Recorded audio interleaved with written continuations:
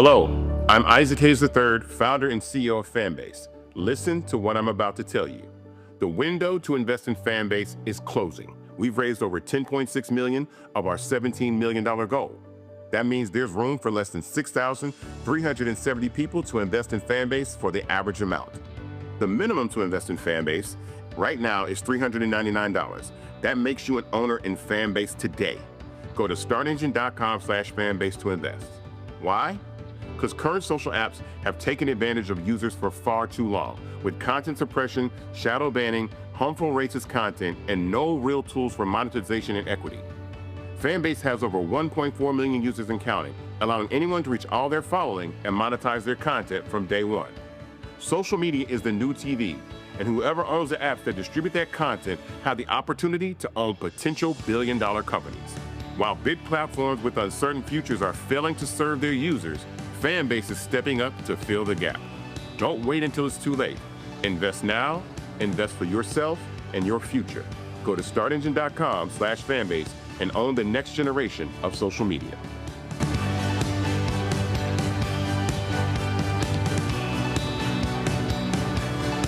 Black Star Network is here. Hold no punches. I'm real revolutionary right now. Support this man, Black Media. He makes sure that our stories are told.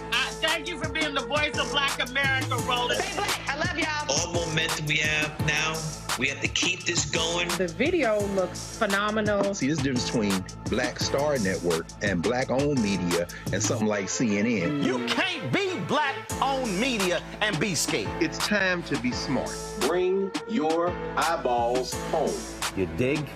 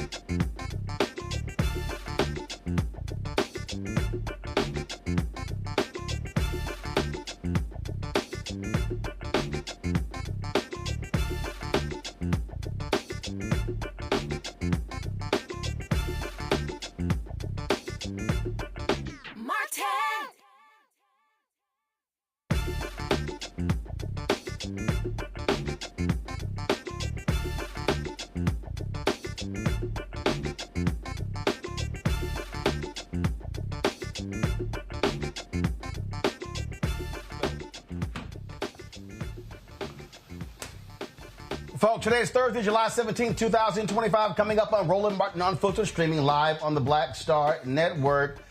Democrats in the Senate walk out of a hearing where Republicans won't even allow them to share their thoughts about one of the most despicable federal judges Donald Trump has ever appointed. We'll show you what took place. Also, Senate Democrats vote 51-48 to cut funding for NPR and public broadcasting PBS. Republicans are ecstatic because they've been crying about, oh my God, they're so against us for so long. They're idiots. Also, how dumb is Donald Trump's prosecutors? They literally want a cop who was found guilty of the death of Breonna Taylor to serve 1 day in jail. 1 day in jail. Yep, that's real. Also, Tuberville, we know he's an idiot. He literally says if you want to hang around illegals, you should be deported too. This guy's just dumb. We'll show you that whole deal as well. So, plus we'll talk about what happens when you're in prison and you got to make phone calls. Why does it cost so much? Well, Democrats cut those fees. Republicans now say, nah, what the hell? Charge them out the wazoo. We're talking to the FCC Commissioner who was on the commission who actually pushed this through. Folks, it's time to bring the funk on Roland Martin Unfiltered on the Black Star Network. Let's go.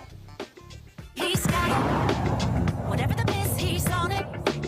Whatever it is, he's got the scoop, the fact, the find. And when it breaks, he's right on time and it's rolling. Best believe he's knowing. Putting it down from sports to news to politics. With entertainment just for kicks, he's rolling. It's on go, y'all. It's Roland Martin.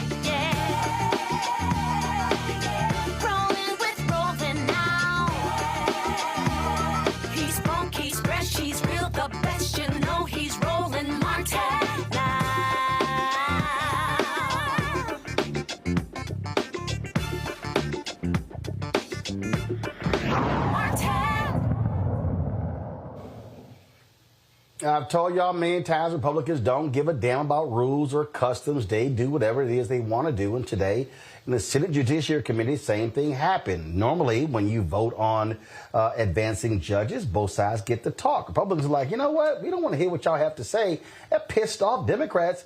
So they literally walked out of the meeting. And Senator Cory Booker laid into him. Watch this. To pass jurisdiction and pass precedent. Why are you doing this?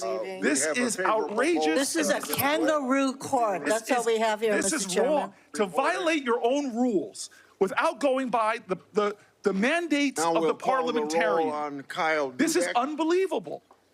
There's a way to do this. If you want to force this through, if you want to ram this through, there's a way to do it in accordance to the rules as spelled out by the parliamentarian.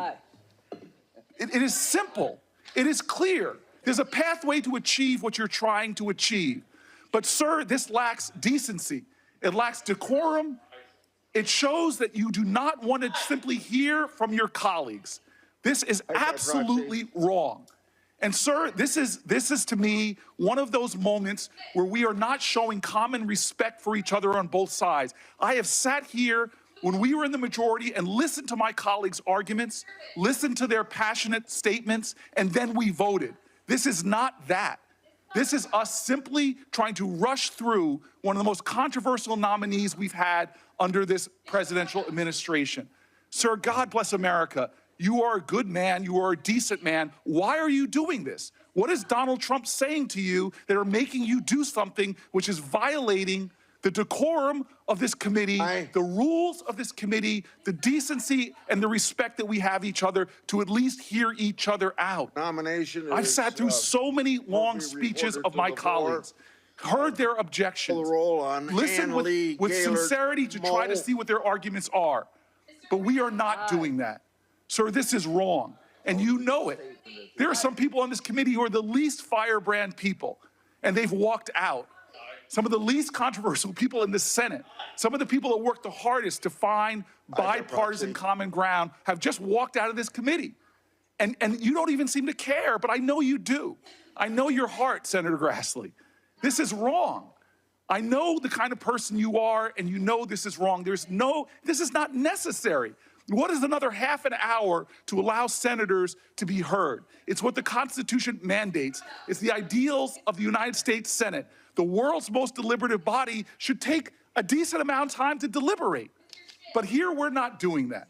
Here we are jamming this through with some sense of false urgency. It's one thing not to hear from whistleblowers. It's another thing not to hold another hearing, but to not even allow my colleagues to have their moment to speak against this justice is just wrong. And I know you know this. I know you know this. The only time this rule has ever been overturned by both parties was done when one minority was trying to pull some stunt to stop the committee from hearing. This is not that. This is not the 2-hour rule. This is a basic element of the ideals of this committee, sir. It is the basic understanding of having debate and deliberation. It's a basic understanding of we can listen to each other even if we disagree, that we should have time and space and a forum to listen. Sir, this is just wrong in every way. It is wrong in every single way. This is an abuse of power. It's an undermining of the well-being and the integrity of this Senate and this committee that I for so long, I've been so honored to be a part of. This is wrong, sir, and I join with my colleagues in leaving. This is a sham. Vote, this is wrong. We'll report. We're better than this. Pratt to the floor. Now we'll have. Folks, my panel. Dr. Nola Haynes, Georgetown University School of Foreign Service. Dr. Greg Carr, Department of Afro-American Studies, Howard University. Reese Colbert, host of the Reese Colbert Show, Sirius XM Radio. This is real simple for me, Reese. Listen, you walked out, okay? Let's just real clear. Republicans don't give a damn about the rules. They're not going to play by the rules. I keep trying to explain to people this. Democrats can yell and scream, oh, my God, this is not right, this is not right. You know, they're the rules. When they get power, they don't care. So here's the question, Democrats. How are you going to penalize them? Those Democrats that walked out, are they going to say, you know what? Guess what? No nominations move forward. No appointments move forward. I'm putting a hold. Same thing Tommy Tuberville did. Same thing Rand Paul did. Same thing they do. How are you going to use the rules to say, you know what? I'm going to slow everything down in the U.S. Senate. It's going to come to a screeching halt. That's all I want to know. Okay, I don't want to hear another damn speech. I appreciate what Senator Cory Booker had to say, and that's fine. But we know exactly why they didn't want Democrats to talk. We know they didn't want them ripping into email bowls. We know they didn't want them showing how grossly unqualified and corrupt this man is. And don't be shocked if Trump tries to put him on the Supreme Court. But the bottom line is this here. Senate Democrats, you have to make them pay. And you must make them pay every single day, Reese. You know, you talk about Democrats and you talk about Senate Democrats. They can't bust a grape. Like, that was ridiculous. Senator Cory Booker, how are you complimenting them in the middle of protesting? Oh, you're a good man. I know you care. No, the fuck they don't. And they're not good people. And I wish that they would stop this my friend bullshit and just rip into them. I don't know how you walk out, but you give a whole speech that's trying to appeal to their better angels, which they're big-ass demons. So I feel like, you know, the other people have the right idea by just walking out.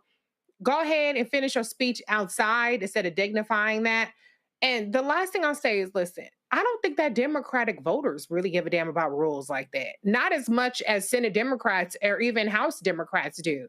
What Democrats care about is results. And they're tired of constantly hearing excuses as to why the rules prevent them from getting results. Then when Republicans get in, they say to hell with all that shit, and they ram through their agenda. And so, you know, as much as I would like to give grace to Senator Cory Booker, that is a prime example of why Democrats lose. That's a prime example of why people are dissatisfied with the non-fighting spirit of Democrats. And that's a prime example of how we are bringing a knife to a gunfight. I'm just sitting here and look, if you're gonna sit there, you should have just called them each by name. You should have sat there and said, Shame on you, Grassley. Shame on you, Lindsey Graham. Shame on you, John Cornyn. Shame on you, Ted Cruz, Mike Lee, Josh Hawley. Should name all of them. And you should have said, I'm telling you right now, I'm coming after every single one of y'all, and I'm going to shut everything down. I'm sorry. If you're not going to retaliate, Nola, all you're doing is just flapping your gums.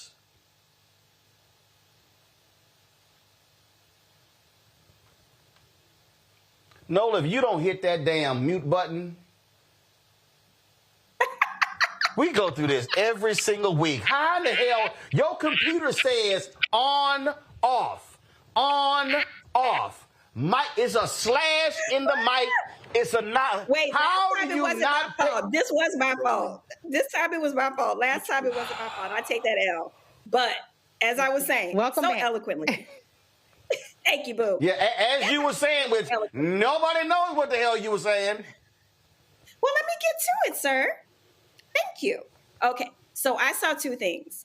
I saw a man's heart breaking for the statesmanship, for something that he clearly cares a great deal about. That's one thing that I saw. And then another thing that I saw was a strategy that does not work, appealing to their better natures. You know, it's people that have access to the Hill. Roland, you know this. Everybody here knows this. What happens performatively is not necessarily what happens behind the scenes. So my thing is, okay, if you're going to use strategy appealing to his better nature, I want you to call out that moment when y'all had that conversation about what was said in private, if that's going to be the strategy that you're going to use. Because just appealing to him about, I know that you're better than this, you know that this is wrong. Why does he know that is wrong? Tell us specifically what you are talking about. Because this particular plan of attack, it just makes Senator Booker look like, you know, he's not understanding the assignment. And I know very well he understands the assignment. But mostly what I heard, and I'm not going to sit here and lie, I heard someone's heart breaking for the complete breakdown of the democratic system. And it is heartbreaking. You know, I've dedicated my life studying, you know, political science. This is my life. This is my world. So I get it. But to Reese's point, what we need right now, we need gunslingers, you know, and I understand Senator Booker's hesitancy in trying to hold on to that statesmanship, but that ship has long sailed. Okay, they are appointing a shameful, despicable person in Emil Bove. They don't care, Greg. And so all this statesman, they don't care about collegiality. They don't care about the rules. Their whole deal was, hey, we want that thug on a federal bench. We don't want you guys ripping into him because we don't want it playing on television. So we're just going to shut you up. They showed you who they are. So guess what you now say? I am going to make you pay. I am going to bring this sucker to a halt. You shut it down. But no, they just threaten. And when they got the power, they don't do it. Oh, no, our colleagues, you know, we do the right thing. Hell no. I have long been saying you have to make them pay. Yes, sir. You're right. And you're right. Of course, they can't. God bless Cory Booker. He won't. He's a decent human being. Chuck Grassley, on the other hand, a hard white nationalist, who is, I think his last birthday was 150,000 years old, who is being eviscerated in his home state of Iowa at the town halls, who doesn't appear to know where he is most of the time, but who is functioning very efficiently as a tool of open white nationalism. Of course, he's going to ignore Cory Booker. They can't stop this right now. Emil Bove is a particularly nasty piece of work, a failure as a lawyer, who has been put in place exactly for the reason that you mentioned earlier, which is ultimately to be advanced to the Supreme Court of the United States, which is where the real fight will be. The names you listed, Roland, on the U.S. Senate Committee on the Judiciary, if there's a parallel at all, it's not perfect, but it's close enough, it's House Oversight. So you've got, you know, Cro-Magnon, Marjorie Taylor Greene. You've got, of course, Jasmine Crockett. Well, that counterpart is the Judiciary Committee. Everyone you name is a hard white nationalist. You know, Lindsey Graham, the completely supple, soft, compliant Lindsey Graham. Mike Lee, Ted Cruz, hardcore white nationalist. Young Josh Hawley, who is now this feckless man trying to claw back some of the Medicaid that he voted to take away. Now he wants to bring it back. Tom Tillis, who straight ass quit rather than face his Lord and Master, Jesus Trump. John Kennedy, the fake foghorn leghorn out of Louisiana. Marsha Blackburn, that nasty piece of work out of Tennessee.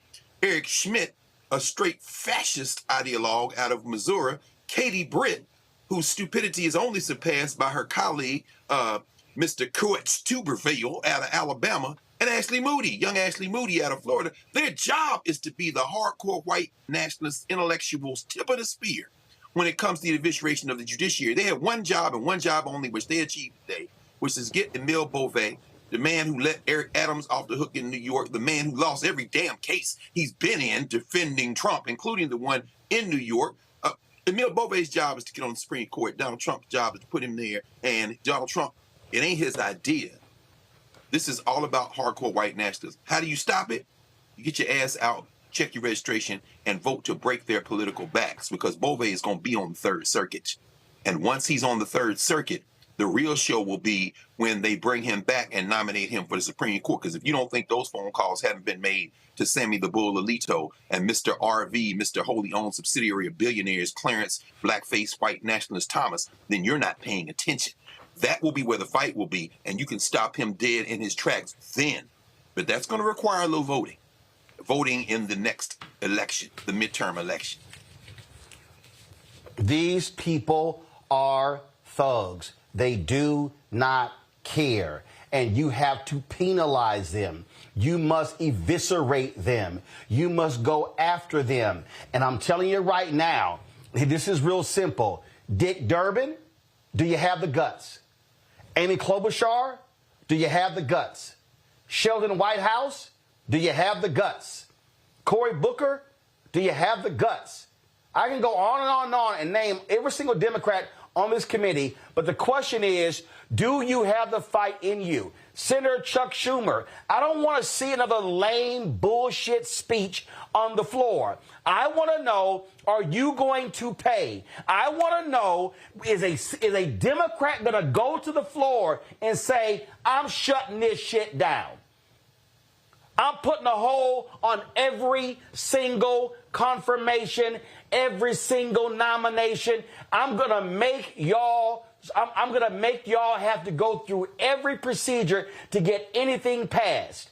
Do you mean to tell me there's not one Senate Democrat that has the guts to do that? Brian Schatz, where you at? Gillibrand, where you at? Warnock, where you at? Also Brooks, where you at?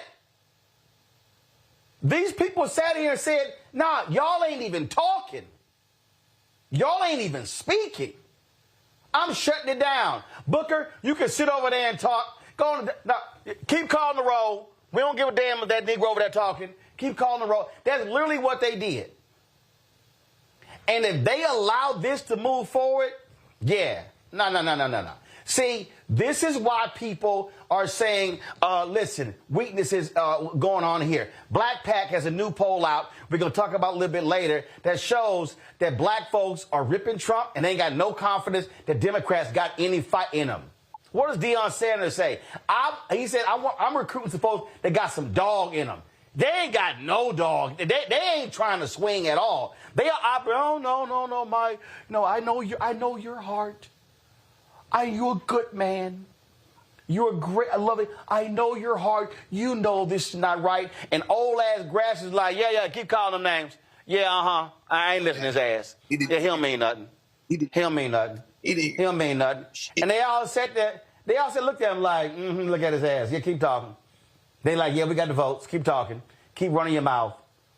The only way you stop people is when you make them pay. You have to pump.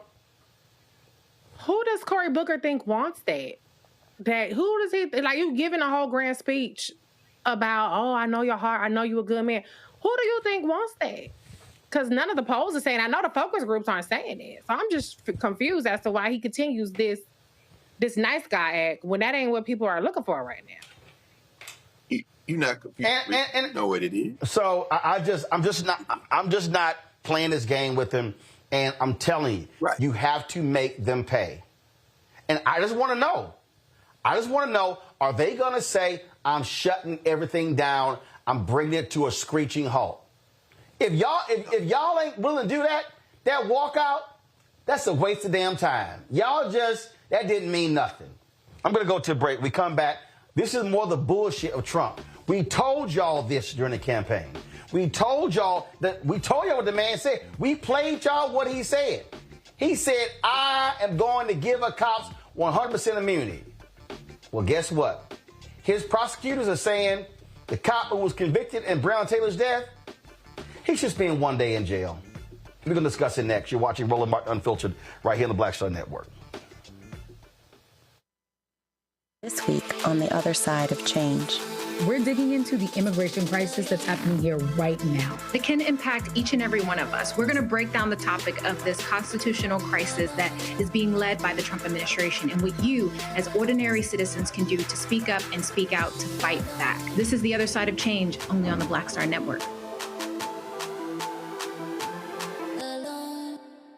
My name is Lena Charles, and I'm from Opelousas, Louisiana. Yes. That is Zydeco capital of the world. My name is Margaret Chappelle. I'm from Dallas, Texas, representing the Urban Trivia Game. It's me, Sherry Shepherd, and you know what you watch. Roland Martin on Unfiltered.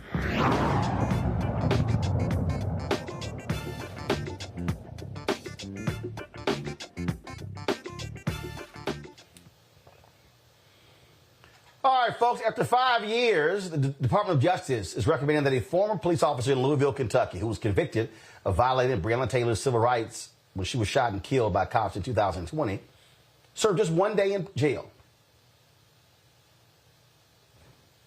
1 day.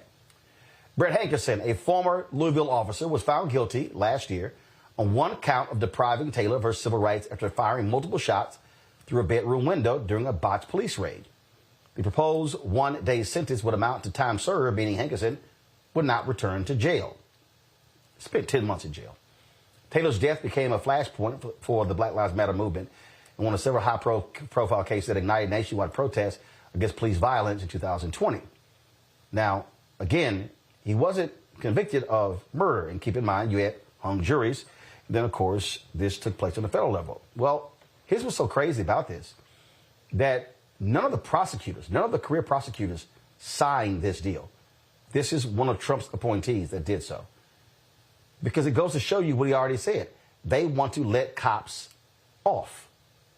They want to let them off. This is what they do.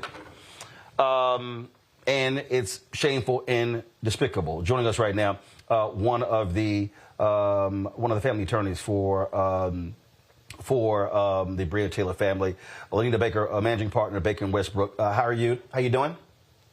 Well, I've been better. I'll say that. But today's been a rough day.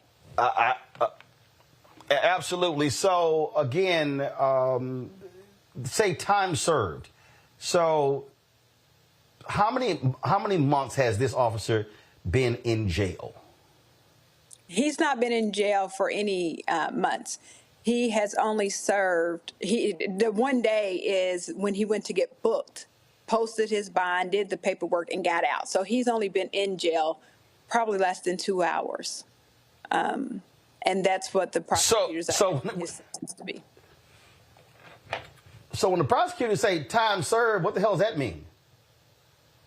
Those few hours that he did, that's it. It's a slap in the face to the work that the career prosecutors have done. You know, I do want to acknowledge and commend Kristen Clark, the prior Assistant Attorney General, and her career prosecutors, Mike Songer and Anna Gottfried, who worked very hard to get the convictions of this conviction of Brett Hankerson. 2 trials, because the first was a hung jury, and then securing the conviction back in November. They worked hard. They are not the individuals who signed this memorandum. They changed prosecutors yesterday, and the prosecutor who signed this memorandum did not even have the decency, was such a coward that he could not even talk to Breonna's family. So this is also a coward, Harmeet Dhillon. She is the person Trump nominated as the Assistant Attorney General for Civil Rights. She was the one asking the judge in this case to sentence him to 1 day in prison. This is the New York Times story. This is what she wrote. She, first of all, called this excessive. She called the prosecution excessive. Quote, in this case, 2 federal trials were ultimately necessary to obtain a unanimous verdict of guilt. Well, that happens. The jury's verdict will almost certainly ensure that the defendant, Hankerson, never serves as a law enforcement officer again, and will also likely ensure that he never legally possesses a firearm again. Oh, well, excuse the hell out of us. Of course, he's now a felon. He was fired from his job 5 years ago. And she literally goes, oh, he's paid a substantial penalty for his actions. It's horrible. He shouldn't be able to have a firearm. He shouldn't be able to serve as law enforcement. He terrorized the streets of Louisville, Kentucky for way too long, and he finally got his just due. And what he is being sentenced for is violating the civil rights of Breonna Taylor. They made so many mentions of he did not kill her. He was not charged with killing her. He was charged with violating her civil rights. And a jury, an all-white jury, found that there was sufficient evidence to convict him, and they did. And what's interesting is, according to the sentencing report from probation and parole, the guidelines, what he should be facing, and what I hope the judge does sentence him to on Monday, is between 135 months and 168 months. I had to get my calculator out, divide those by 12, and we got 11 and a half years to 14 years is what he should be looking at. But here you have prosecutors playing politics and asking for 1 day. And I just hope the judge sees through this and gives this family the justice that they deserve. Yeah, and actually, when you look at the total numbers, he actually faces a maximum sentence of life in prison. I mean, that's what the maximum could be, but you have sentencing guidelines. And the reality is this here, which we might as well understand is going to happen. If this judge ignores Trump's DOJ, sentences him, we know Trump is going to pardon him. Yeah. But with that being said, this judge should still tell Trump's DOJ to go to hell. Yeah, I agree. And if they want to let him go, they need to do it. They have put this judge in an unfair position to say, give him 1 day, to deviate so drastically from the sentencing guidelines, which that's what this system that's not even meant for us in the beginning is supposed to be, They justify the discrepancies in crack and cocaine because of sentencing guidelines, right? They live by these sentencing guidelines, but here they want you to deviate so substantially to go from 11 and a half years being the minimum in the guidelines to 1 day. They're putting the judge in a horrible position. And if you want to let him out, if Trump's DOJ wants to let him out, it needs to be Trump that does that, not this judge. Yeah, I mean, that's the reality of what we're dealing with. We talk about what happens in so many of these cases. And it's absolutely frustrating when it happens. I look at another case, former Philadelphia police officer Mark Dial, who fatally shot a person, was released on parole after he was sentenced. It got, the dude... I mean, again, same thing. What happened in that particular case? They're like, well, my partner said he had a gun, but he didn't. Mistakes happen. The guy ends up dead. And it's kind of like, what? This guy served 10 months in prison for voluntary manslaughter, and now he walks out. I mean, this is what goes to show what people are fighting about. This also says what happens in this country, where you have these folks on the right. They do not believe cops should pay any price for what took place. So whether it is Hankerson, whether it is Mardal, they don't care. They want to let people off. And you know what? For all of these black folks who were sitting here talking all that crap, people like Dr. Umar Johnson, who was saying that, Trump and Kamala, they're the same. Do you actually think President Kamala Harris's DOJ will be recommending 1 day in jail for Brett Hankerson? I don't think so. Yeah. And it's absolutely true. And it's one of the, you said you warned the people. I warned the people. I said we cannot afford to have a Trump DOJ. Everything that we fought for from 2020 through now, The consent decree, that's been overturned, or the DOJ said, we're not abide by it, judge, just do away with it. And now here we have this conviction that was secured. So much work that was done by the Civil Rights Division during the Biden administration that people were just willing to throw away because they didn't like, policies all the way around. And this is what happens when we get so focused on one issue. Those things that we've been fighting about get thrown to the side, and criminal justice, holding the police accountable, that Kristen Clark's Civil Rights Division did just that. And this DOJ is now doing everything that they can to undo everything that she worked so hard to secure and to protect Black and brown people.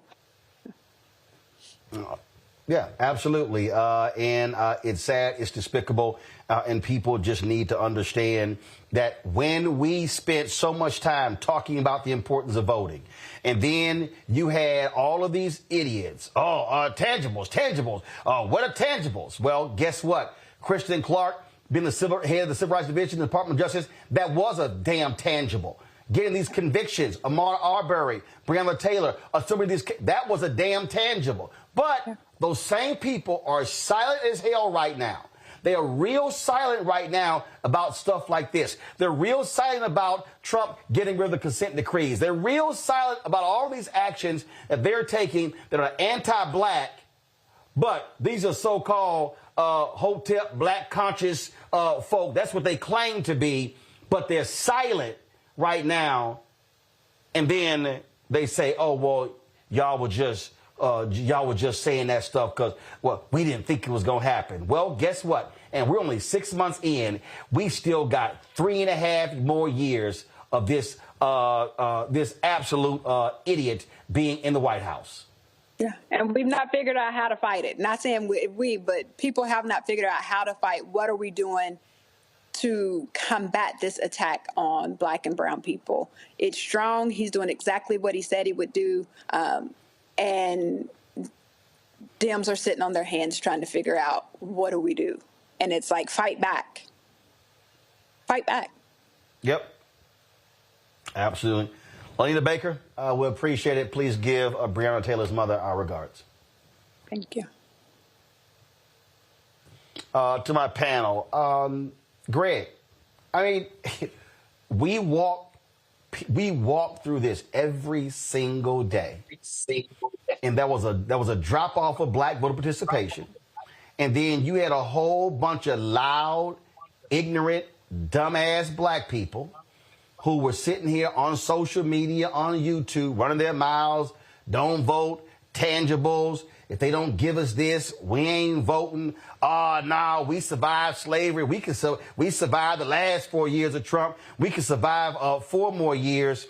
What these idiots don't understand is that Emil Bove nomination, they are relishing putting Klansmen, white supremacists, on the Supreme Court. They can't wait to replace Alito and Clarence Thomas with a 45 or 48-year-old federal judge who is going to be so hard right that they so far right they'll be damn near left. These folks, they want to shut it all down. I have consistently said they want to defund Black America. They want to strip everything when it comes to civil rights. They want to strip economic rights. They want it all. They absolutely do. And I confess, I say it consistently. I confess to having a bit of, I'm enthusiastic. I won't call it euphoric yet. Those of my friends who are well-studied, as our friend Gerald Horn calls them, our friends on the left, whose basic argument for saying that we live in a duopoly and voting doesn't matter in those contexts, that this has to get worse before it gets better. Well, that's the theory that we're in now. They're absolutely Klan. They're absolutely Klan. Harmeet Dhillon, another nasty piece of work heading the Civil Rights Division. Her little friend, her in-house counsel who pushed this forward, they're Klan adjacent. And I think that I agree with those who would argue that this is all part of a larger strategy, which is to try to force us into the street and confrontation. This is what deploying the Marines in California is about. This is what these nasty provocations are about. Now, I'm not really enthusiastic about beating up on the Democrats, and I'll tell you why. Because they seem to believe that this is a country. And people get a little irritated when I say it's not a nation. It's a state with a lot of different nations in it. The illusion that the United States of America, that you people who live here are a people, constitute a people. Someone please show me somewhere in the history where that's true, and I'm willing to rethink what I'm thinking, but I haven't seen it yet, and I doubt I will see it. People who seem to think that somehow white supremacy can be overcome by finding common ground. You don't understand white supremacy. You really don't. That's why the people are saying MAGA is fighting itself. No, blood calls blood, blood answers. Their Trump may not be the Superman they had hoped him to be, but they're always going to pick him right or wrong with a 6-year-old sitting in his lap over you. So don't try to appeal to any logic. What we're seeing here is a provocation. They know exactly what they're doing. Expecting a judge to rule differently, I think there are two ways that can cut finally.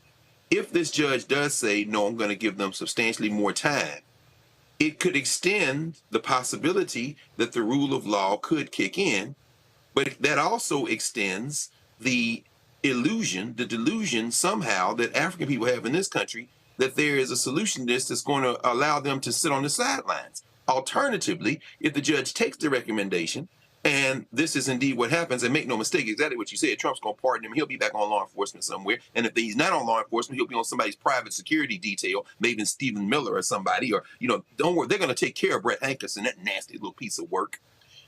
But either way, we're going to have to fight. That is what our ancestors did a day after Ida B. Wells' birthday yesterday. We've got to fight. And that fighting isn't just in the ballot box. That fighting may end up being in the street. But this confrontation is going to be unavoidable. The United States of America is going to fall apart. They are now pressing the gas pedal. And in pressing the gas pedal, they're going to realize that the rest of us may try to play nice, but once this facade falls, the confrontation is going to leave in its wake a very different country than we live in.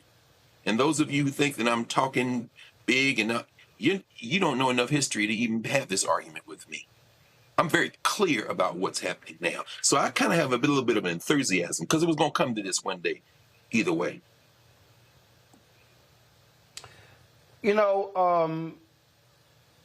Reese, and I've seen this in other group chats. Folks like, oh, they're trying to bait us, But you know what? Whether folk want to own it or not, when them Latinos fought back against ICE, people responded. See, we know he wants to invoke the Insurrection Act. We know this. But they are counting on people being afraid. They're counting on people being too scared.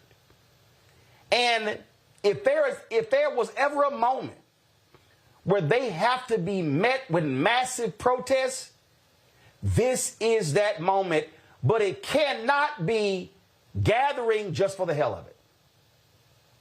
It has to be not, well, we're going to be in this city or we're going to have this protest. No. It has to be a strategic protest that is around voting. See, you've got mayoral elections in New Orleans in the fall. You've got the Virginia House and Senate race. You have to make them pay politically. And so you must be utilizing protests that, first of all, mobilizes people. Then once you mobilize them, you organize them, and now you direct them to a certain thing. But these people cannot believe that they have a free license to do what they're doing. And they do have a free license to do what they're doing. Debate was November 5th. The fuck? They literally put out a 900-page document that said they were going to do all the shit that they're doing. Project 2025.Observer says they're 61% complete with their DOJ objectives, one of which being undoing the consent decrees that related to Breonna Taylor, that related to George Floyd and Ahmaud Arbery, and Tyre Nichols down in Memphis. So they already know they can do exactly what the fuck they doing. Because who gonna check them? They pulled our punk card in November, and 89 million people stayed home. Donald Trump ran on giving police officers immunity. He said the same shit in front of you, Roland, and that BJ. Oh, the one with the water. He never backed down off it. He never lied about what he planned to do. He said it was going to be open season on Black people. When he got in, one of the first things that he did was pardon an officer in D.C. who killed a Black person. His DOJ has been letting cops who have been convicted of crimes out of jail, off the hook. And this is another example of it. Republicans have been saying forever that your Black life doesn't matter. Breonna Taylor was 26 years old when her house was raided based off of a faulty warrant, faulty surveillance, shot into like guns of the Navarone. And this DOJ under Trump has said that her life is worth one day. That's it. That's the trade-off between 60 plus years being taken off her life and the life of a white cop. One day, a minor inconvenience for him. But this is who they told us who they are. This is who they told us what they were going to do. And we allowed it to happen, along with MAGA, who voted for it enthusiastically, along with people who stayed home. We had the capacity to say, hell no, we're not going back. That was Kamala's slogan. We're not going back. And what do?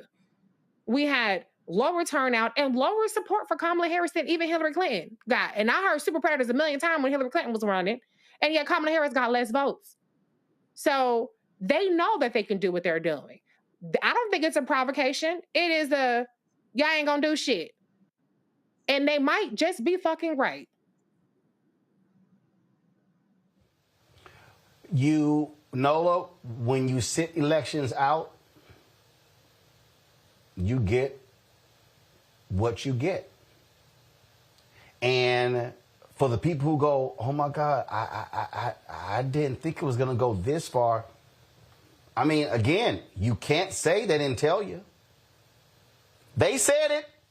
We warned people. Yeah, y'all shilling. Yeah, y'all know who y'all are. Y'all know. If I had to do a roll call of all them Simple Simon Negroes, yeah.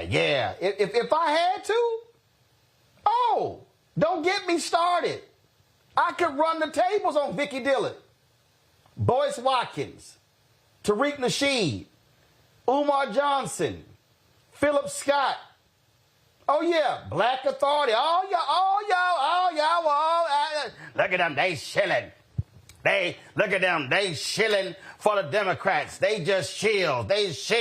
Yeah, look at y'all just shit. But ask Breonna Taylor, mama, how she feel today. Ask Tamika Mallory and the folks at Until Freedom who literally moved to Louisville, fighting 5 years trying to make this thing happen. Folk who invested time and energy, got COVID, folks was sick and all that sort of stuff. But we listened to a whole bunch of folk, Nola. Yeah, y'all just shilling. Y'all out there, y'all supporting Kamala. She ain't doing nothing. We ain't backing her with. Oh, they were all running their mouths. But it's amazing how silent they are today. They ain't saying nothing, Nola, about Trump screwing those black folks in Lowndes County who got sewage backing up in their houses. They ain't saying nothing about the black folks in Cancer Alley where they canceled the lawsuit who've been dying because of the petrochemical companies there. They ain't saying nothing about the black folks who got screwed for voting rights and housing rights in Texas. Oh, they ain't saying nothing about them. They ain't saying a damn thing about them wanting to get rid of the DBE federal program. They ain't saying nothing about any of this stuff. They ain't saying jack. And these are the same folk who love talking about fight. We're going to have a topic coming up next. They ain't saying nothing how under a Democrat appointee on the FCC changed the damn law when it came to how many folks were getting overcharged for making phone calls in prison. Republicans got in and said, no, we throwing that out. We're just going to discuss that next.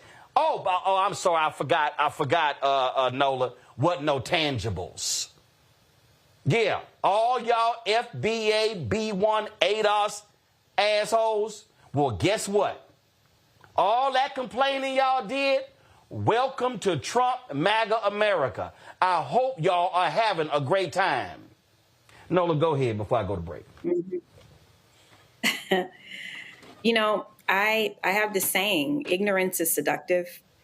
And there has always existed in our community this kind of contrarian nature for the sake of being contrarian, for the sake of, you know, being performative, for the sake of making a point that isn't really there. But I'm interested in pragmatism. I'm interested in voting for policies that make my life better and that make the lives better to people that I care about. And for whatever reason, those folks who are seduced by, you know, this facade that Trump Republicans, that MAGA folks are open and welcome. They welcome you in. I've heard this several times. And I'm like, wait a minute. So the same group of people who welcome people in during the campaign, and then those same people are on social media saying, oh, look, I went to this event, or look, I'm in this group chat and they're treating me bad. They're calling me names. They're calling me out of my name. So it's just so many very interesting variables when you think about the Black folks who decided that voting for Trump or not voting at all would be the same as. There's a level of conditioning that's happening in many different parts of the internet, in conversations, in group chats, that frankly, that a lot of liberal progressives, whatever you want to call it, Democrats, all the things were just not dialed into. I was at a dinner just a few weeks ago, and there are, you know, these different gatherings of folks in foreign policy, and the glaze over is still there because people are just now starting to realize that we were existing in a bubble. Well, I'm being generous when I say we. As a Black woman, I don't have, you know, I can't exist in a bubble. I have to clear-eyed every single day. But they really were existing in this bubble of progress when all this other stuff was happening in the country. And that's what I'm interested in. I'm interested in, what are we missing now? I mean, we're so busy dealing with all the shenanigans every single day from the Trump administration. But what are we missing now? Those same folks, Roland, that you're talking about that are being quiet, what are they doing, though? You know, are they still plugged into this MAGA machine? Like, I'm very curious about this. They grifting. They grifting. They grifting. I don't live in that world, so I don't know. Which is what they were doing. Which is what they were doing before. And I love the Negroes who are like, yeah, we need to be supporting Black-owned businesses, and fools be losing contracts left and right. See, again, I ain't got time for them. And that's why, because normally I ignore these fools. But again, no, it's amazing how quiet they are. And they holler, do for self, do for self, do for self, do for self. Somebody sent me a video of that little fool from Georgia I had on. Somebody posted, they were all like, looking at this young brother, he was eating Roland Martin up. And I'm like, y'all fools ain't realize y'all got played. He came on the show supporting the Republicans of voter suppression in Georgia. He was at the Trump White House dancing at the Black History Month Black program. He had supported Brian Kemp over Stacey Abrams, and he was hollering about, yeah, we don't need no government help. Yet he was trying to get a school building for his school from the government, the school district there. But again, the Simple Simon Negroes fell for the okie doke, not even realizing he was MAGA the entire time. And we have to understand that there are some gullible Black people who fall for folk who come to us who yell do for self, who don't give a damn about our community, but they fronting. But then you got the people who love running their mouths, talking about trying to shame somebody. Yeah, you this and you that, and you a shield, and you supporting Kamala, and you a Democrat. Well, let's see here. If I got a white supremacist who is going to employ a white supremacist like Stephen Miller, and who says to me, I want to give cops 100% immunity, I want to shut down all civil rights programs, I want to shut down all affirmative action programs. if that's on this side, and on this side, I got a black woman who talked about, all y'all Negroes, she said she wasn't going to do nothing specific for black people. What did he say he was going to do specific for black people? But we got a black woman over here who fought for record amounts of money for black contracts through the SBA, HBCU funding, black maternal health, and a host of others. But then y'all Simple Simon Negro said she wasn't black enough. Oh, but we know he white enough and orange, but she wasn't black enough. So if you think that's the choice I had between that fool and her, you goddamn right I was going with her. I would be a stupid fool to say I'm a side with the white supremacists against my people. Man, y'all got me confused. And Roland, can I just say something real quick about her policy? What'd you say? Real quick, come on. I got my next guest. I wanted to say specifically about her wanting to help caregivers. Okay, about her wanting to help caregivers. That affects black people. All these folks who think that magically you're not going to age, your parents are going to age one day. And that help that black lady wanted to give y'all going to be wishing for it. Trust and believe. That's all I have to say. All right, we're going to go to a break. And the next subject we talk about, y'all, has a disproportionate impact on black people and black families and black finance. Oh, but all of the pseudo super conscious Negroes, quiet. Matter of fact, we shouldn't be hollering where the fans at. We should be saying where the conscious Negroes at. Clack, clack. Folks, support Roland Martin Unfiltered and the Black Star Network. Join our Bring the Funk fan club. You want to contribute to us via Cash App, use the Stripe QR code. You see it right here. Click the Cash App pay button to contribute. You can also, of course, use the QR code for credit cards, checks and money orders, make it payable to Roland Martin Unfiltered. Send it to P.O. Box 57196, Washington, D.C., 2003 7-0196. PayPal's R. Martin Unfiltered, Venmo RM Unfiltered, Zelle, Roland at RolandSMartin.com, Roland at RolandMartinUnfiltered.com. Back in a moment. Next on the Black Table with me, Greg Carr, we look at one of the most influential and prominent Black Americans of the 20th century. His work literally changed the world. Among other things, he played a major role in creating the United Nations. He was the first African American and first person of color to win the Nobel Peace Prize. And yet today, he is hardly a household name. We're talking, of course, about Ralph J. Bunche. A new book refers to him as the absolutely indispensable man. His lifelong interest and passion in racial justice, specifically in the form of colonialism. And he saw his work as an activist and advocate for the Black community here in the United States as just the other side of the coin of his work trying to roll back European empire in Africa. Author Cal Rostiala will join us to share his incredible story. That's on the next Black Table, here on the Black Star Network. This week on The Other Side of Change.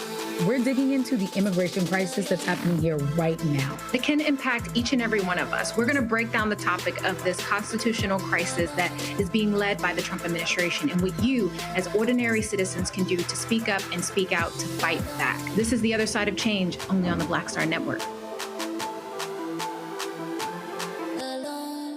On the next Get Wealthy with me, Deborah Owens, America's Wealth Coach, Black women are starting businesses at the fastest rate than any other segment. However, finding the funding to build them is challenging.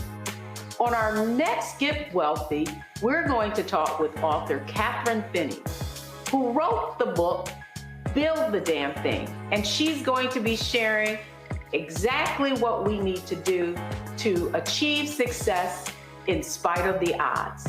As an entrepreneur of color, it's first, building your personal advisory board. I think that's one of the things that's helped me the most. The personal advisory board are the people who are in the business of you personally, and want to see you succeed. That's right here on Get Wealthy, only on Black Star Network. What's up, everybody? It's your girl, Latasha from the A. And you're watching Roland Martin Unfiltered.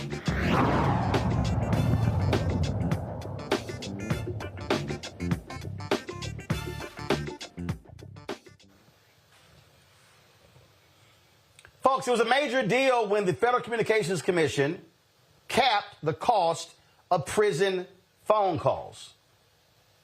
That happened when Democrats had a majority of the FCC. Well, Republicans are now in charge.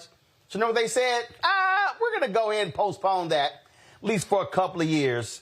So let's keep allowing these companies to make all this money. Mignon Clyburn was the FCC Commissioner who pushed this in a serious way. Took a lot of effort to get this passed. She joins us right now. And this got to piss you off. All that hard work, and not just the hard work. People don't understand how families are being utterly ripped off by these prison phone calls, Mignon. Roland, first, it's good to be here. It's good to see you, but not for this reason. You're absolutely right. We thought we had done it all. We thought we had checked every box, every complaint people had about the FCC not having jurisdiction because it's a federal agency, and we had no right to tell the state jails and prisons what to charge. What did we do? We lobbied and lobbied in a legal way for an agency, and others got out there and went to Congress and said, please pass a bill. Guess what? Congress passed a bill. And not only did they pass a bill, it didn't give the FCC forever and a day to come up with a series of rules and regulations to rectify this wrong. It said you have up to 2 years to do so. So April 1, these rates went into effect. And June 30th. And Mignon, what happened here was a small group. I'm reading from the Prison Policy Initiative. I'm going to pull this up in a second to show folks. A small group of sheriffs complained about this, and they got the FCC to do this. And the FCC chair is Brendan Carr, who voted with y'all on this. He voted to put into place, he concurred in part. He did mention he had some concerns, but yes, he did vote for this direction. And yes, you are absolutely right. Almost out of nowhere, he said, we have issues. There are security concerns. There are issues that honestly, Roland, each and every step we took addressed all of the issues that the people who are complaining now, mostly those who have an economic stake in this, are bringing to the fore. And I just, honestly, I was quiet for a couple of weeks because I was just so devastated over this decision. We did everything by the book. We did cartwheels to ensure that we had jurisdiction. We had an open process that took almost 2 years to let every single person have an opportunity to weigh in, including the sheriffs, including these companies. And we struck a balance just about as perfect as it could get, to have rates as low as 6 cents a minute, to ensure that they weren't bringing in all of these phantom, I call them, unjust and unreasonable charges on top of that. Because keep in mind, some of these companies who are providing these services aren't just providing services for telephone. They're doing the commissaries and the like. And on and on and on, we're seeing this economic exploitation that for one moment, for less than a couple of months, we thought we were in the driver's seat. And here we are, someone who is defying Congress. Congress passes laws, not the FCC, but this person said he's going to put his thumb on the timepiece and said, we up to 2 years, we're going to look at and address the issues that we've been looking at and addressing for more than 20 years, Roland. So here's what's crazy to me. And again, I'm having issues with my iPad, so I can't pull this up. But it says that in large part, the move is a response to a small group of sheriffs who have lashed out in reaction to its 2024 order. Maybe I can do it now. Here we go. Before the order, companies have been able to offer commissions. Yes. I need people to listen. Commissions and other kickbacks to agencies they partnered with, which drove up the prices of phone calls for consumers. The 2024 order barred companies from offering almost all kickbacks and commissions. Yes. In retaliation, a handful of sheriffs, most notably the sheriff of Baxter County, Arkansas, have said they will no longer offer phone calls at all. So basically, this sheriff says, oh, if I can't get kickbacks for the high phone calls, damn y'all can't call anybody. And not only that, what's going on, these phone calls have literally been the lifeline. Because you know what also is happening in some of these jurisdictions? Families cannot go and visit. You think you can spend your Sunday afternoon going and visiting some of these communities. Some of these places are barring that. So the only means of seeing or hearing from your family member is either through a video call, which this was going to cap because it hadn't before, or a standard telephone call, usually collect. Now, the people who are paying the price are mostly either those persons who are representing them, meaning the lawyers, mostly their families. And what has been happening as rates got more just and more reasonable over the past few years, this is not our first rodeo when it comes to this. You saw usage rise. When people can afford to do something, they do it.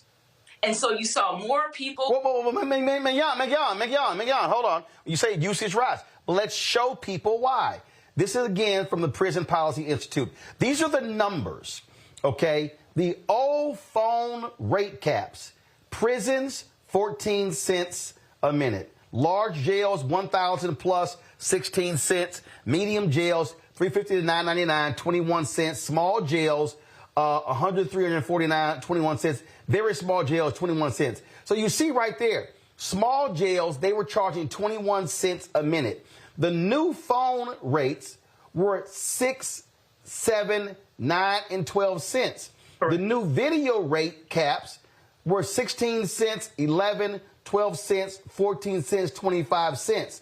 And so here's the reality that people need to understand. So what this means is that your loved one, you got somebody who's in prison. So if they were being charged 14 cents in the old rates, now they're being charged 6 cents. That means, Mignon, they can now call home twice as often. Exactly. Because it's now 6 cents. So now if I make 2 calls, well, now it's 6 cents a minute versus 14 cents a minute. And then small jails, it was 21 cents a minute. Then it goes down to 7 cents or 9 cents or 12 cents, depending upon the jail. And what we have is, this is greed. This is sheriffs. This is local jails. They were making a killing off of this. And this is another tax on the families who have loved ones who are locked up in jail. And this is Republicans. This is a Republican-appointed FCC chair in Brendan Carr who made this decision. And as you said, Congress passed a law. So I don't understand how in the hell can Congress pass a law and mandate right here. The effective date was April 1st, and he goes, oh, the hell with Congress. It's unbelievable. Y'all ain't got to the hell with the law. I'm going to tell y'all, we don't have to now impose this. This is crazy. I have never seen anything like it. When I sat on that bench with my colleagues, mostly from the other side of the aisle, you know what they would say to me? I don't tell Congress what to do. Congress tells me what to do. Well, Congress spoke. And guess what? They're not doing what Congress said to do. And I really do not understand this. It boggles my mind. The same people I sat next to who said we are to follow the law, not make the law. We are to interpret it strictly in a manner in which it was presented. And now you say we have problems with some security concerns. We have this concern. We get great complaints. Yes, you're going to get complaints because the structure that everybody benefited from, when I say everybody, I mean the facilities as well as the providers, that is being short-circuited. They are getting rid of those site commissions. You know, I'm being nice when I say site commissions. And now, since they don't have their profit-sharing model, now there's a problem. All of a sudden, there's a problem. And I want to show this. Hold up, Mignon, I want to show people this, what you're talking about. This is from a previous story in the Prison Policy Institute. Y'all, watch this. The FCC's order takes the momentous step of prohibiting companies from paying most kickbacks, or in the industry's and FCC's terminology, quote, site commissions, to contracting agencies. Commissions, as we have written before, are a major factor driving up the cost of prison and jail telecom services. Counties and states choose their telecom provider based on which one will offer the highest commission payments, and companies offset the cost of paying these kickbacks by raising their rates. The new rules appear to restrict site commissions in all of their many forms, including, quote, donations of free technology or other gifts to the facilities. So basically, these telecoms were saying, hey, we're going to kick some money back to y'all. Y'all pick us. Y'all pick us. Don't worry about it. We're going to make them inmates and their families pay more. Roland, when we were growing up and hearing about government contracts, and some of your listeners will affirm, especially those in business, you know who got the contract? The lowest bidder. That is what we were accustomed to, because you were supposed to be looking out for our monies. That is clearly not happening here. The lowest bidder loses. And what does that mean? That means families lose. You're talking about, conservatively, 2.7 million children who have at least one parent incarcerated who cannot afford to speak with them. You're talking about, 70 to plus thousand people coming out of jails and prisons each year. And they go home as strangers because during the course of their sentence, they could not afford to speak. This is a problem that is bankrupting families. It is tearing families apart. You ask any teacher, he or she can almost tell you whose parent is incarcerated by the behavior of the child. This is causing incredibly terrible, horrific ripple effects in our communities. People can't afford to keep up their homes, and you see urban blight. People act like they don't know that these cost shifts, these things that are sucking out the economic viability of our communities. This is a glaring example, and to me, this is the biggest case of regulatory malpractice I have ever seen it. I cannot call it anything but regulatory malpractice. You take an oath. Before I go to my panel, Mignon, hold on. Before I go to my panel, I want people to show this here. Before you make that point, I'm going to go to my panel.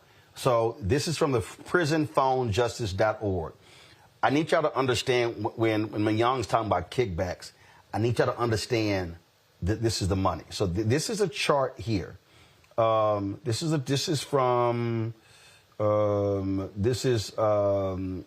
welcome to the Prison Phone Justice website maintained by the Human Rights Defense Center. Y'all watch this here. Okay, when I scroll down here. So, Federal Bureau of Prisons, no kickbacks. Cost of a 15-minute call is $3.75. Alabama, this is kickbacks paid by families. Alabama, $3.9 million. Alaska, $1.1 million. Arizona, 8.2 million. Arkansas, 2.5 million. California and Colorado, no kickbacks. Connecticut, 5 million. Look at that. Connecticut, cost of a 15-minute call, $4.87. Florida, 5.1. Georgia, 8 million. Hawaii, 200,000. Idaho, 849,000. No kickbacks in Illinois. Indiana, 1.6 million. Iowa, 677,000. Louisiana, 3 million. Maine, 367,000. Massachusetts, 2.3. Michigan, $9 million. Mississippi, 42,000. Minnesota, 625,000. Missouri, Montana. Look at Nevada, $5 million. North Carolina, $7.6 million. Oregon, $3 million. Tennessee, $4 million. Texas, $6.76 million. Utah, $1 million. Vermont, Virginia, $3.7 million. Washington State, $3.8 million. Those numbers are astounding, Mignon.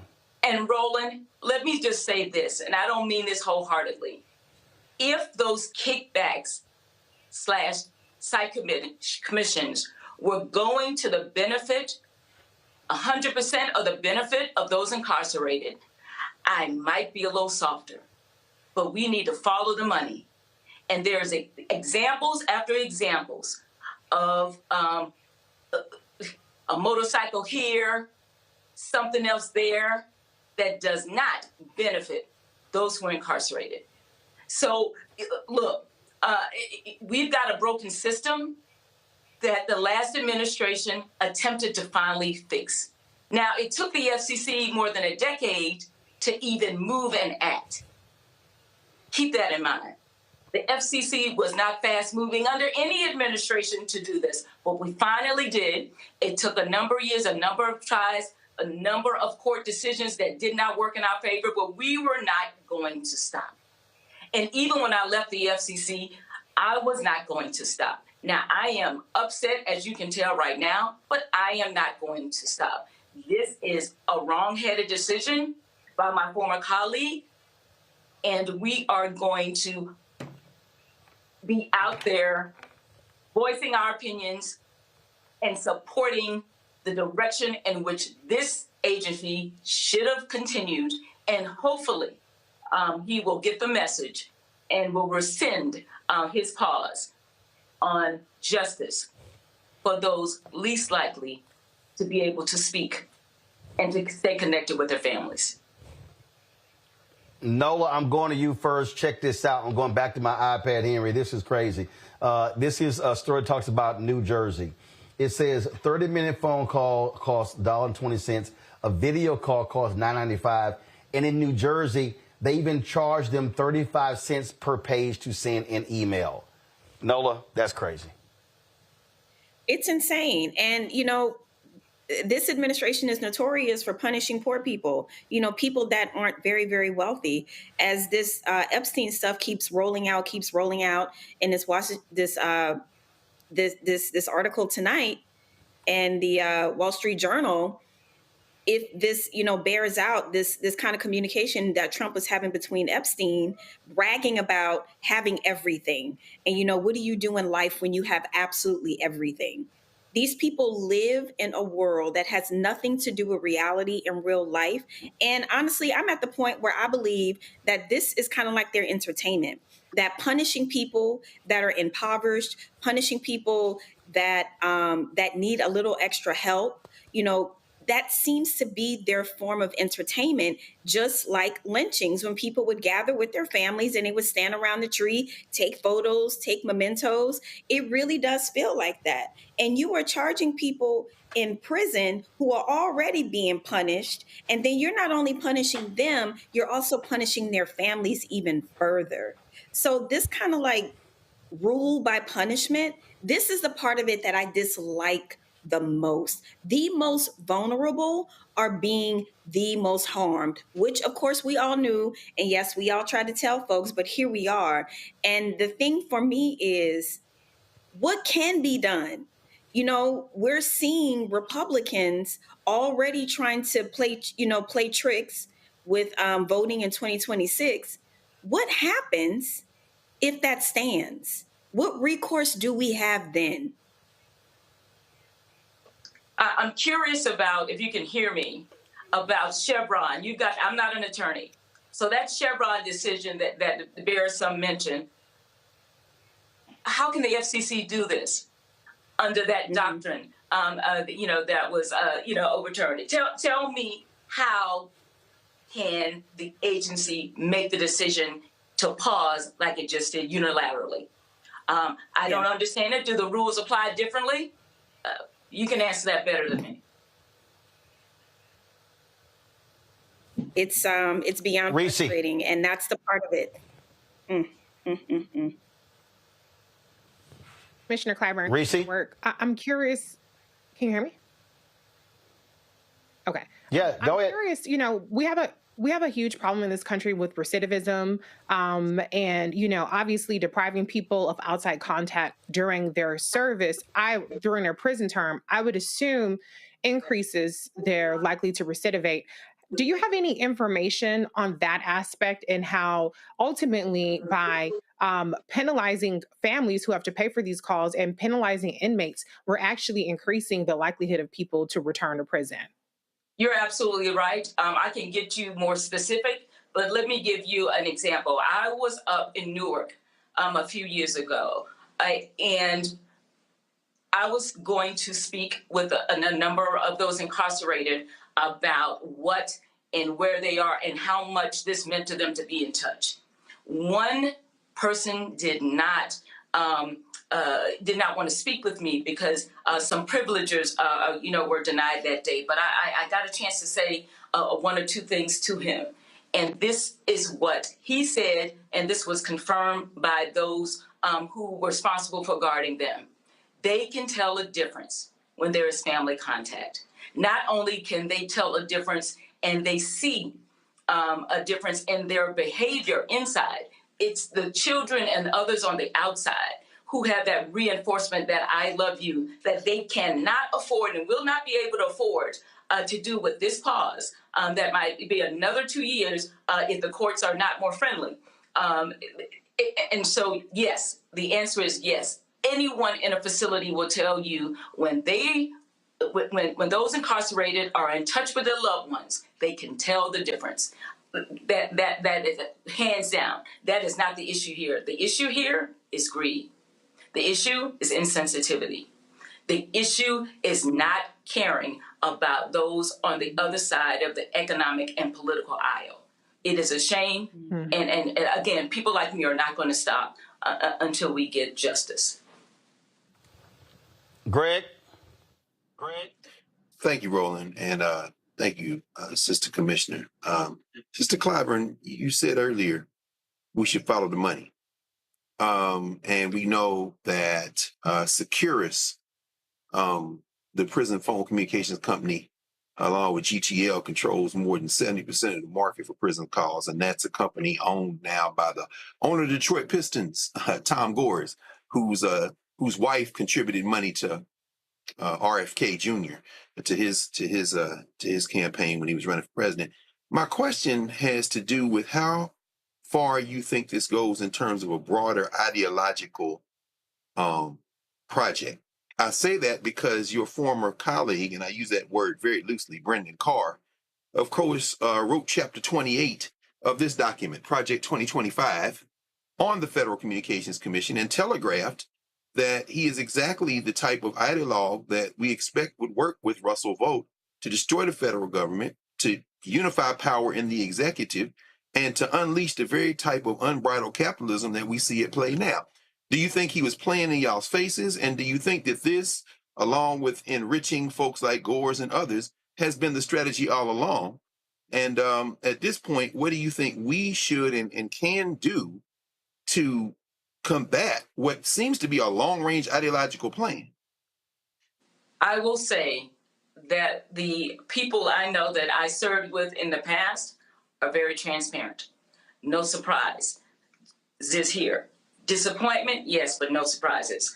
Look, we talked about following the money. We talked about following the influencers. That is the issue here. There are too many people who are quiet because they look at whatever infraction that was, committed or whatever happened, to land that person behind bars and not the rest of it. And so the insensitivity on that and the greed on the other side and the influence, yes, by a very concentrated, as you mentioned, industry that not only is exploitive, but it doesn't allow for competition. There are a couple of people who look like us who have been trying to offer different alternatives at different price points. Guess what? They've had a heck of a time breaking in. Why? Because of these exclusive arrangements. So exclusivity, honestly, profit sharing on the backs of those who can't afford it the most. And of course, the influence that most people who are related to and who are incarcerated don't have, has permitted and allowed and enabled this uncomfortable storm to keep brewing for almost 30 years. So again, what we can do is go state by state, county by county, because those jurisdictions can make changes. And so while we might have a hiccup or a pause here, that does not stop other states who have not reformed to do so. And we should press on them where we live to make sure that their rates are just and reasonable. And where they are not, we should be advocates close to home, pushing for those sheriffs and others to be reasonable, to be just, and to be compassionate. All right, then. Mignon Clyburn, we appreciate it. Keep up the fight. Thank you.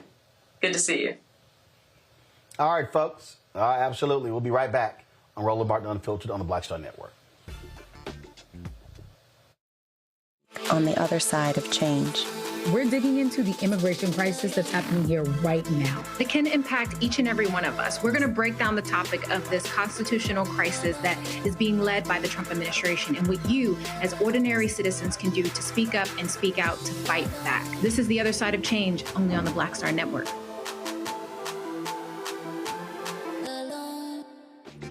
I'm Marissa Mitchell, a news anchor at Fox 5 DC. Hey, what's up? It's Sammy Roman, and you are watching Roland Martin Unfiltered.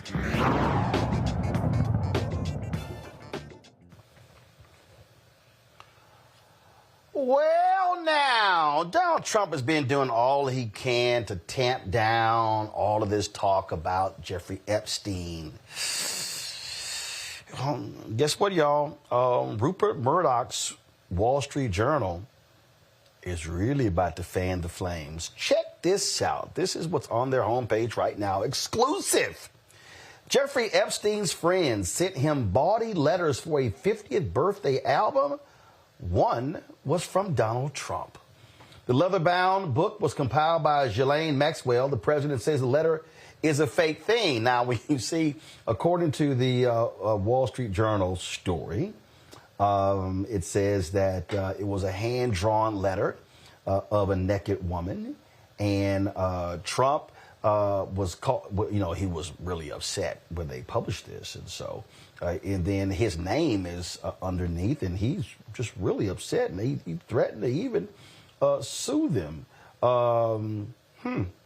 Ain't that something?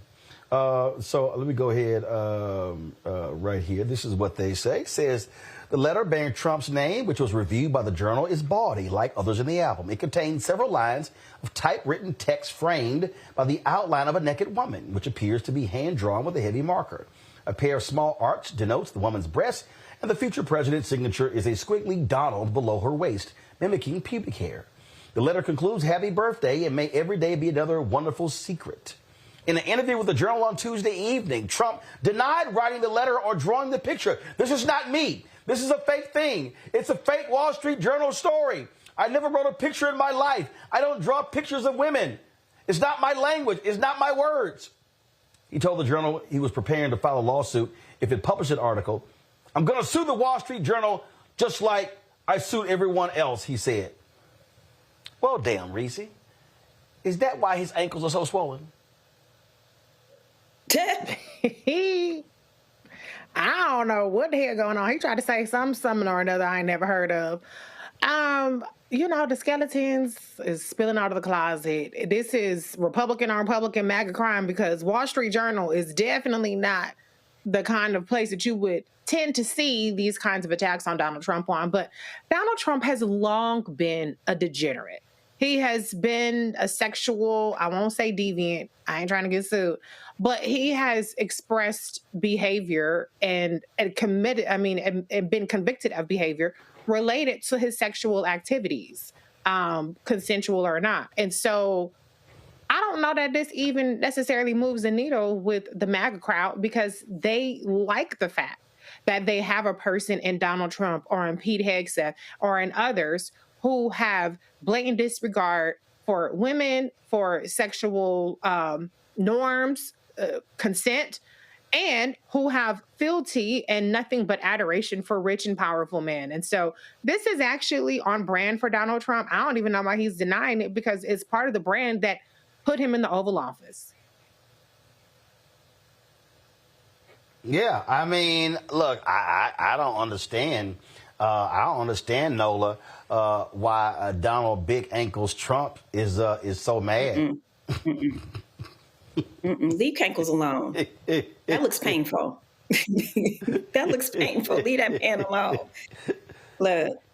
Matter of fact, if we go, they kept talking about Biden and Trump, who's in better shape. I mean, I take these Joe Biden ankles on top, them Trump's ankles on the bottom. He can touch the ground. And he can touch the ground. Go right ahead. Listen.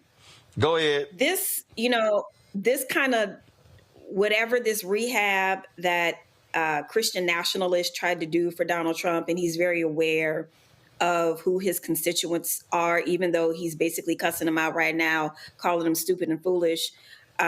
He's very well aware of who his constituency is, right?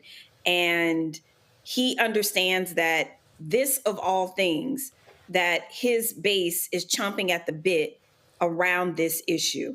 So it's not like he necessarily cares about being perceived as a ladies' man. I mean, he came up in a time where, that was legitimized and that's who you wanted to be portrayed as, right? But now he understands, oh, wait a minute. This is what's going to crack the cult. This is going to put the crack in the cult. So he's trying to do everything that he can to disassociate, like he does. I mean, he could be palling around with somebody for years and talk about, I don't know that person. Sorry to that man. I don't know you. He's famous for doing that, but he can't do that here because he made campaign promises, many of which he has not kept. But this is the one thing that MAGA seems to be really, really interested in. And so he's going to do everything in his power, because the one thing he also knows is that 26 is coming up and things haven't necessarily gone to plan. So this is the one issue that he's going to spend an inordinate amount of time trying to backpedal his way out of. But this doesn't seem to be going away like the rest of the stuff, like with his little ear and the ketchup or blood, whatever that was supposed to be, like the other stuff that just disappears and go away. This does not seem to be disappearing. Well, it's not going away, Greg, because MAGA was the one that fanned the flames. Look at this here. Look at Charlie Kirk. This is not how Trump talks at all. I don't believe it. Nah. That's y'all freaky deaky, big swollen ankles fool. We know he was palling around with Jeffrey Epstein, but see, they can't handle it. See, they kept talking about Bill Clinton. Everybody, nah, it's y'all boy. That's not mine. I don't write that. I don't draw it. Hey, guess what, Greg? The Wall Street Journal is owned by Rupert Murdoch. They basically said, dog, we got the goods. Go ahead and try to sue us. Go ahead and try to sue us. And guess what? Trump can threaten all day, Greg. He don't want that deposition. No. And, it really is an intriguing moment for all kind of reasons. As we are talking here, I don't know what the state of Donald Trump's health is. I don't know what his ankles look like or his wrists. I will, however, take as an article of faith that every word that comes out of his mouth is a bold-faced lie. So I don't know what his health status is. Plus, Peter Thiel and Musk and them have an insurance policy in the Manchurian Candidate Junior Varsity Vance. The question is, can they advance their agenda without their signing pen? Donald Trump. Trump is the reason that these white nationalists who have been engaged in a 60-year project to capture the federal government and beat us back after all those years of black liberation struggle, Trump is their useful idiot, their convenient tool. The question is, can they continue the agenda? As you say, all this stuff is distraction. Russell Vought is running the playbook. Reese laid it out a minute ago. That tracker, that Project 2025 tracker, they are moving full steam ahead. All this is distraction. Now, if Trump dissolves over this, and not because everybody will stop backing him, because again, and I think I agree with Mike Harriet, who was writing on his website, Contraband Camp today. You know, if you think white people simply going to abandon Trump because he lied, then you don't understand white people. They know he's a liar. Now, there's that, but here's the question. If there are enough in that handful in the MAGA formation, the ones who thought that Hillary Clinton was feasting on babies on Connecticut Avenue at the pizza shop next to Politics and Prose, if there are enough of them to stay at home during the midterms, see, that's what Steve Bannon's afraid of. He's saying we could lose 40 seats in the federal legislature. We could lose the election in 2028. He's absolutely right. You don't need everybody. You just need a few. But we know, and you've talked about this, this over this last week, Trump has been calling these quote unquote influencers and saying to them, y'all need to chill. And they haven't responded yet. Alex Jones, of course, broadcasting from his car while he prays that this Sandy Hook thing will go away. Littleface, Charlie Kirk, and all them, Candace Owens, who's basically looking for anybody she can shake down for $3. They haven't fallen in line yet. The real question we have finally in all of this is whether or not this will be enough in an idiocracy like the United States of America that pays no attention to policy and really just does engage in spectacle to undermine their signing pen, their tool. And if it is, this might be the opening we need to take advantage of this. Because I don't trust corporate news and entertainment media at all. They're talking about MAGA war, MAGA war. No, these white people are in lockstep. The only question is, you going to shave off enough of the crazies for us to have a little bit of an opening to bust their ass politically in the midterms. That's what we need to be focused on. Absolutely. Now, y'all, Greg mentioned Trump's hands. They won't explain this. I don't know what the hell that is. I mean, he got jacked up hands. His ankles are swollen. They try to come out today. Well, you know, he's been treated. He's in perfect health. Everything is great. Them big ass ankles ain't perfect health. I don't know what you talking about, but yeah, this gonna be real interesting.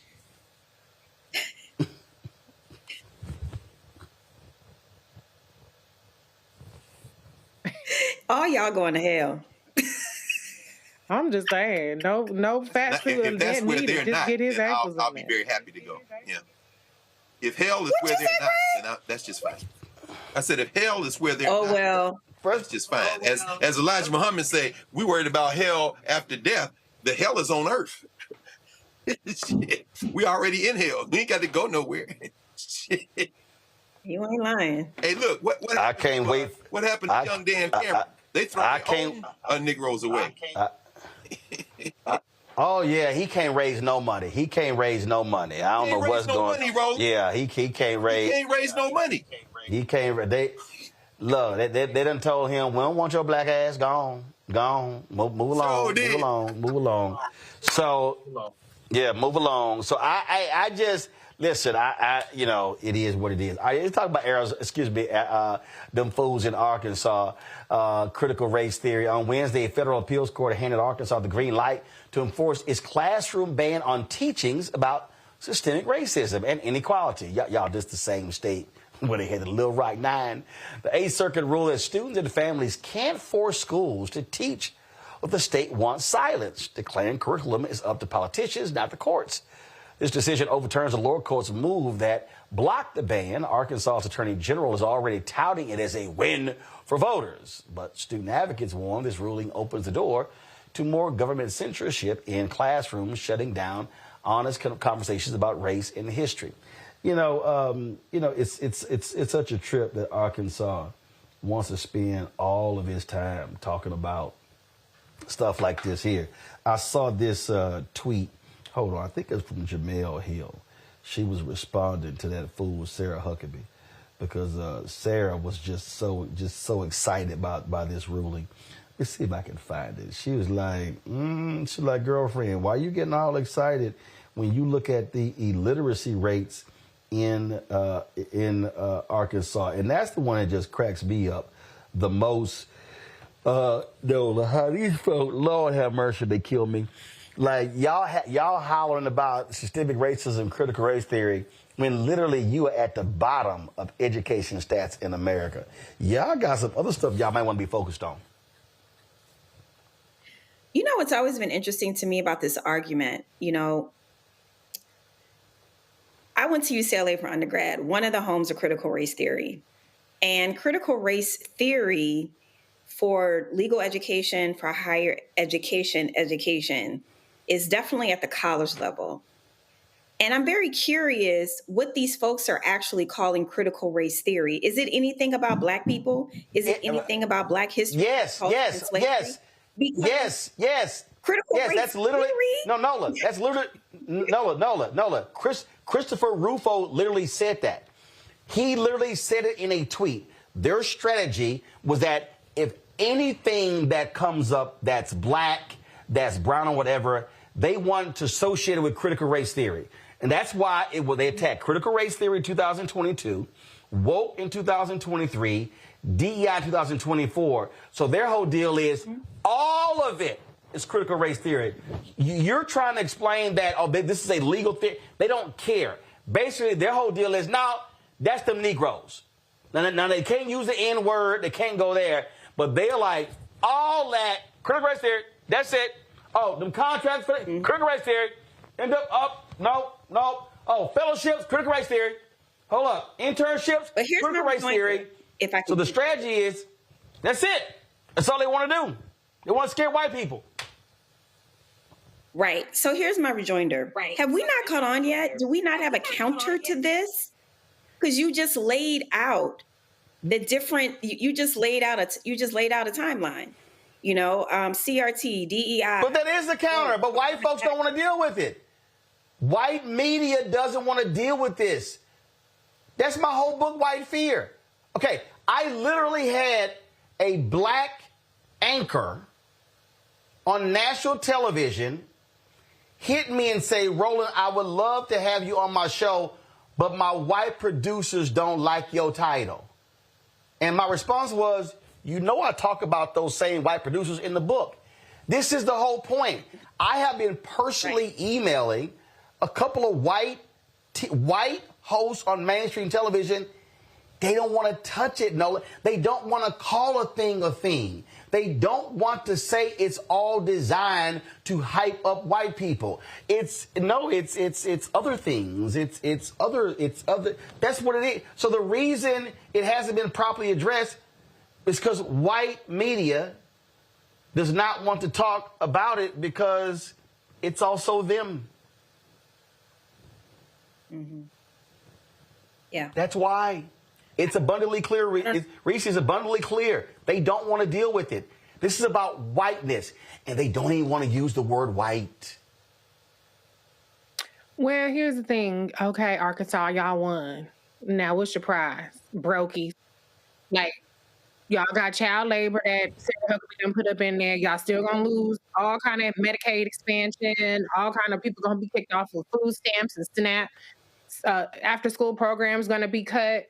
All kind of infrastructure going to be cut. So what show white people don't have to learn about Black people prize? How is your life better?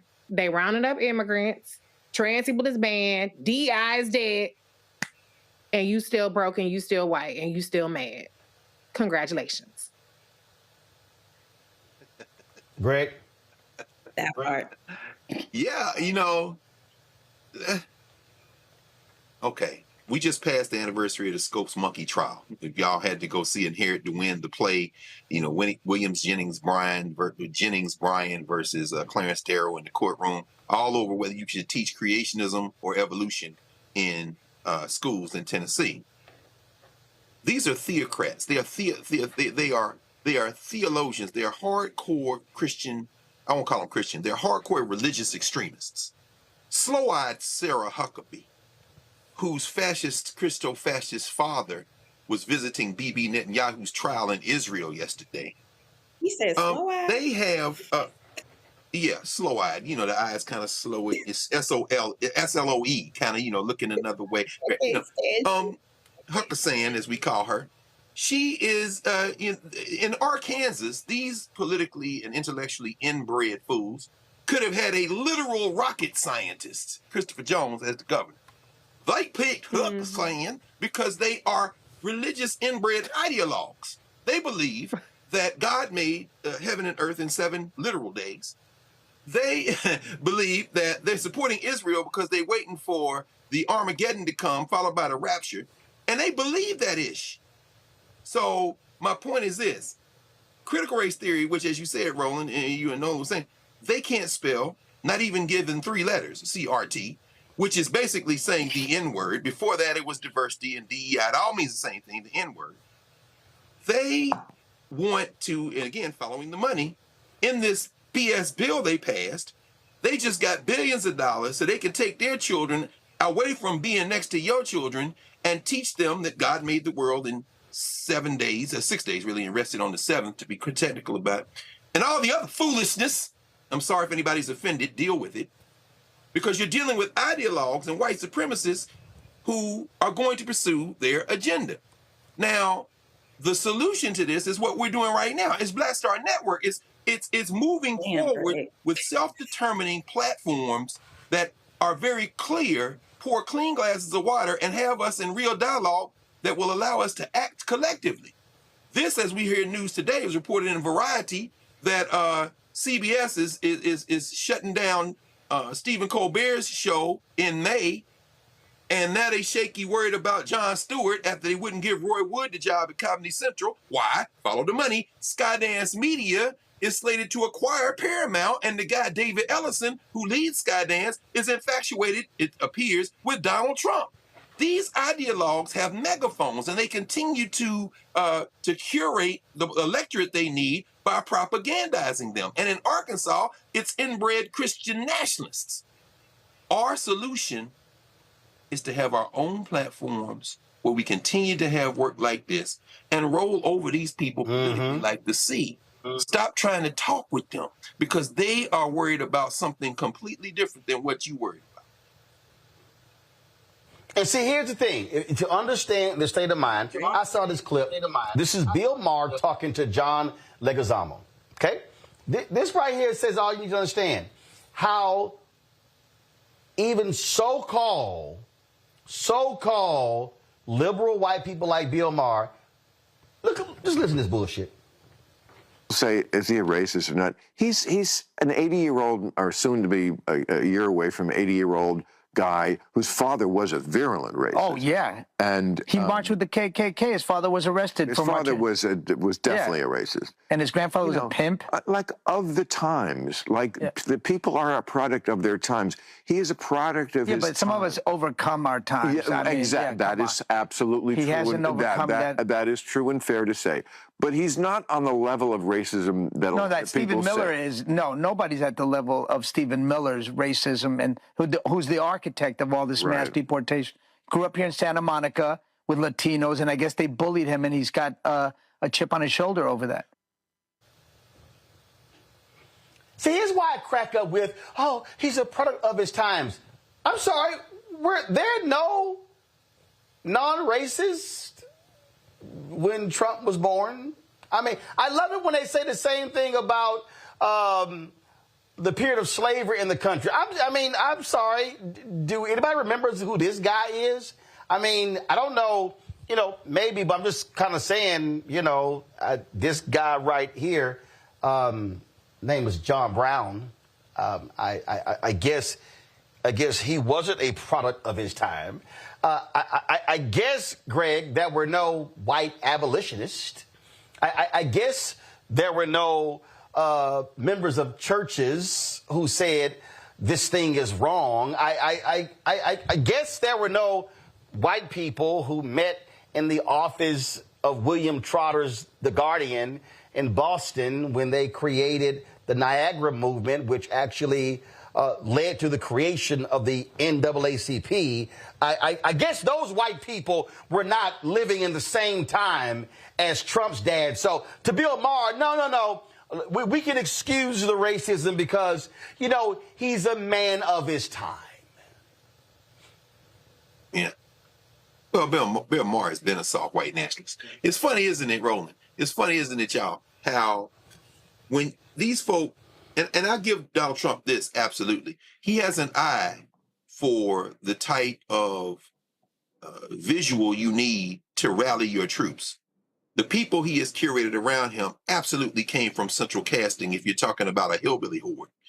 As Bill Maher ages, he looks more and more like his politics.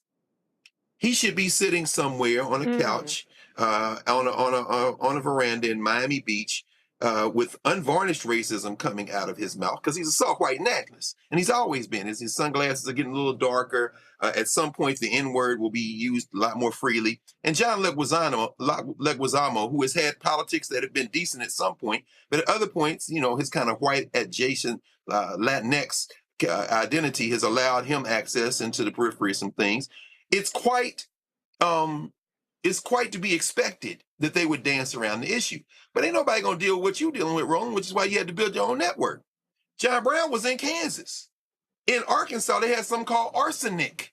What was that? That was Arkansas SNCC, which had white folk in it.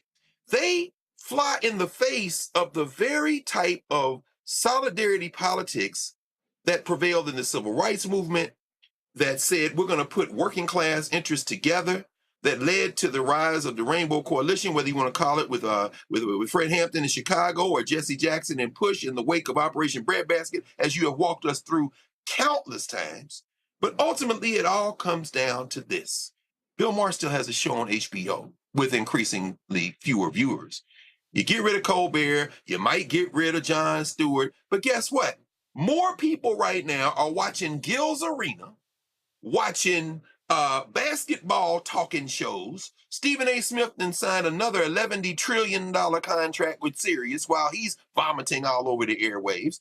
And in all of that noise, you got a few people punching. You got you punching Black Star Network. You got what Tiffany Cross and them are doing with their podcast. Native Land Pod.